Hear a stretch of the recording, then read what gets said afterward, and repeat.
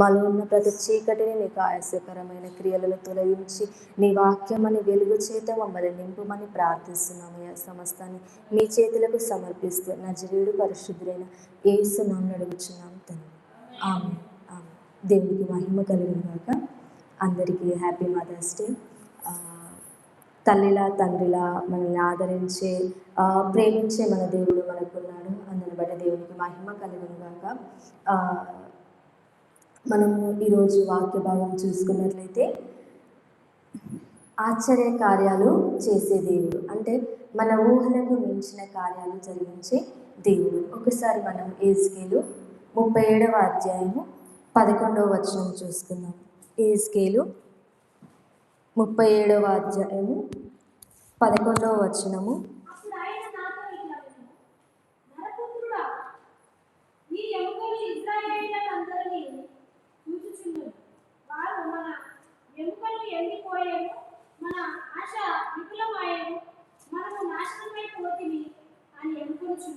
దేవునికి మహిమ కలుగునుగాక. సో ఇది ఏంటిదంటే యెహెజ్కేలుకి వచ్చిన దర్శనముగా మనం చూసుకోవచ్చు. అంటే ఇక్కడ మనకి ఇజ్రాయేలు ప్రజల యొక్క స్థితిని దేవుడు అక్కడ చూపిస్తున్నాడు.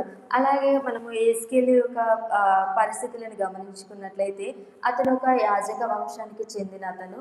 సో ఆ యాజక వంశంలో పుట్టిన యెహెజ్కేలు మరి బబులోనుకు చేరుకొనబడి దాని తర్వాత దేవుడు ఈ ప్రజలకి మరి ప్రవక్తగా ఉండి తను దర్శనాల ద్వారా దేవుడు ఏదైతే మాట్లాడుతున్నాడో వారికి తెలియజేయడము, వారిని బలపరచడము, దేవుళ్ళు ముందుకు నడిపించడము, ఇవన్నీ మనము చూస్తూ ఉంటాము.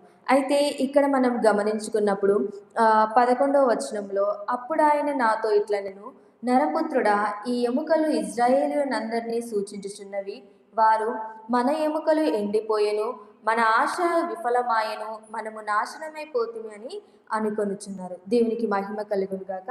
సో దీనికి ముందు వచనంలో మనము గమనించుకున్నట్లయితే ఎక్కడ అంటే 5వ వచనంలో ఈ ఎముకలకు ప్రభువైన యెహోవా సెలవిచ్చినది ఏమనగా, మీరు బ్రతుకున్నట్లు నేను మీలోనికి జీవాత్మను రప్పించుచున్నాను. దేవునికి మహిమ కలుగును గాక. మనము మొదటగా చూసుకున్న వాక్యంలో ఏంటంటే ఇజ్రాయేలు ప్రజల యొక్క పరిస్థితి ఎలా ఉందంటే, మా జీవితము విఫలమైపోయింది, మా ఆశలు పోయినాయి, మా అన్నీ పోయినాయి అనే ఒక పరిస్థితిలో వాళ్ళు ఉన్నప్పుడు దేవుడు వాళ్ళకు ఒక నూతన చిగురును అనేది వారి జీవితాల్లో పుట్టింపజేస్తున్నాడు. ఏంటిదంటే ఆ ఎముకలలో జీవాత్మను రప్పిస్తున్నా అనే మాట అక్కడ చెప్పడం మనం చూస్తాం. అంటే ఒక ఎండిపోయిన ఎముకల మధ్యలో అక్కడ యెహెజ్కేలు దిగడము, అదంతా దర్శనంలో తను చూడడం మనం చూస్తూ ఉంటాం ఆ వాక్య భాగంలో.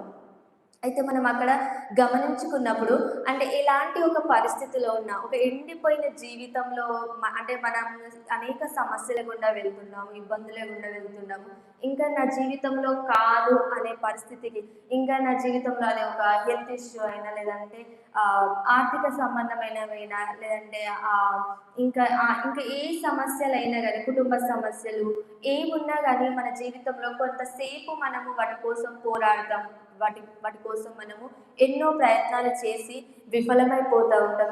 ఇంకా లాస్ట్ స్టేజ్ ఎట్లా అంటే ఇంకా ఇన్ని ప్రయత్నాలు చేసినా కాదు అనే స్టేజ్ వరకు మనం వచ్చి ఆగిపోతూ ఉంటాం. అయితే అలాంటి ఒక పరిస్థితిలో దేవుడు మనకు సెలవిస్తున్న మాట ఏంటి అంటే, దేవునికి మహిమ కలుగును గాక. మనం ఒకసారి 12వ వచనం, కాబట్టి ప్రవచనం ఎత్తి వారితో ఇట్లనము, ప్రభువుగా యెహోవా సెలవిచ్చినదేమనగా, నా ప్రజలారా, మీరున్న సమాధులను నేను తెరిచెదను, సమాధుల నుండి మిమ్మును బయటికి రప్పించి ఇజ్రాయేలు దేశంలోనికి తోడుకొని వచ్చేదను. నా ప్రజలారా, నిన్ను సమాధులను తెరిచి సమాధులలోనున్న మిమ్మును బయటికి రప్పించగా నేను యెహోవానై ఉన్నానని మీరు తెలుసుకుందురు. మీరు బ్రతుకున్నట్లు నా ఆత్మను మీలో ఉంచి మీ దేశంలో మిమ్మును నివసింపజేసేదను. యెహోవానగు నేను మాట ఇచ్చి దాన్ని నెరవేర్తునని మీరు తెలుసుకుందురు. ఇదే యెహోవాకు. దేవునికి మహిమ కలుగును గాక. ఇందులో మనము గమనించుకున్నట్లయితే మొదటగా ఇక్కడ మనం చూసుకున్నట్లు మీరు బ్రతుకున్నట్లు నా ఆత్మను మీలో ఉంచి మీ దేశంలోనికి మిమ్మను నివసింపచేసేను అనే మాట మనం చూస్తాం. సో దేవుడు ఇక్కడ మనము ఇది పాత నిబంధన గ్రంథమైన ఇప్పుడు మనము ఈ కాలంలో మనం గమనిస్తున్నప్పుడు దేవుడు పరిశుద్ధాత్మను మనకు తోడుగా ఉంచిండు. పరిశుద్ధాత్మ మనలోనికి వచ్చినప్పుడు మనము శక్తి పొందుతాము కదా. సో అంటే ఇక్కడ మనము గమనించాల్సిన విషయం ఏంటంటే, మొదటిది మన జీవితం ఎలా ఉన్నా కానీ దాన్ని చేంజ్ చేసే సామర్థ్యం గలవాడు దేవుడు ఒకటైతే, ఇంకొక విషయం మనం ఇక్కడ గమనించుకోవాల్సింది, దేవుడే తెలియజేస్తున్నాడు, మీరు బ్రతుకున్నట్లు నా ఆత్మను మీలో ఉంచేదను అనే మాట సెలవిస్తుంది. అంటే దేవుడు తన ఆత్మతో మనల్ని నింపి, మనకు శక్తి లేదు, మనకు సామర్థ్యము లేదు, మనకు బలం లేదు, మనము బలహీనతలో ఉన్నప్పుడు దేవుడు తన బలము చేత మనల్ని నింపుతాడు, తన ఆత్మ చేత మనల్ని నింపి ఆ శక్తిని మనకు అనుగ్రహించి దేవుడు ఏం చేస్తాడంటే, మనము చేయలేము, ఇంకా నా జీవితంలో అది కాదు అనుకున్న కార్యాన్ని దేవుడు చేయగల సామర్థ్యం గలవాడు. ఇక్కడ మనం చూసుకున్నట్లయితే మీరు బ్రతుకున్నట్లు నా ఆత్మను మీలో ఉంచి మీ దేశంలో మిమ్మును నివసింప చేసేను, యెహోవా నగు నేను మాట ఇచ్చి దానిని నెరవేర్తునని మీరు తెలుసుకుందరు. సో ఇక్కడ దేవుడు ఇక్కడ గుర్తు చేసేది ఒకటే విషయము. మొదటిది మనం దేవుడు ఏదైతే చేస్తానని సెలవిస్తున్నాడో దాన్ని చేస్తాడు, మనము దానికి లోబడి ఉండాలి అనేది మనం గుర్తుంచుకోవాలి మొదటగా. సో అంటే దేవుడు మనతో ఒక మాట మాట్లాడినప్పుడు ఆ మాటకు మనం లోబడినట్లయితే దేవుడు తనే అన్నీ చేస్తూ వెళ్తూ ఉంటాడు. మనం లాస్ట్ అబ్రహాంను గుర్తు చేసుకున్నాం కదా. సో అంటే అబ్రహాం జీవితంలో కుమారుని ఇచ్చి దేవుడు ఆయనను పరీక్షించినప్పుడు ఆ కుమారుని బలిగా అర్పించడానికి కూడా అబ్రహాం వెనకడుగు వేయలేదు. కానీ దేవుడు నిజంగా ఆ కుమారుని తీసుకున్నాడా?